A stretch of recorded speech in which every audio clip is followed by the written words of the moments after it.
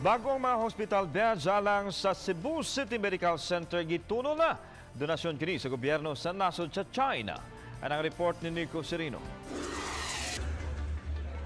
Gipangunayan ni Chinese Consul General Jia Li ang pagtunod sa bag-ong mga hospital beds alang kini sa Cebu City Medical Center nga gidawat usab ni Mayor Tomas Osmeña. Gihimo ang yanong seremonya sa turnover at ubangan sa mga staff ug mga pasyente.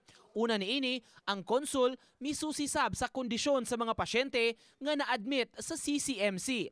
110 ka mga hospital beds ang gidonar sa nasod sa China.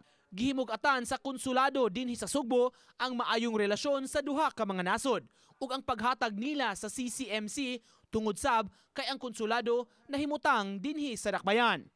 Further strengthening our relationship, and it's a symbol of our good friendship.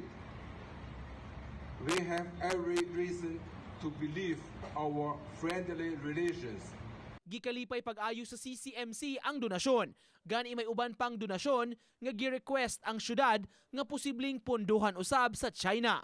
We have to scramble and use our own internal resources, and I'm glad that we have friends from the government of the Republic of China in providing this kind of assistance. Plano sa dakbayan, sunod tuig na mamahimong operational ang pipila ka floors sa bag-ong CCMC building. Nico Sereno, Balitang Bisdak.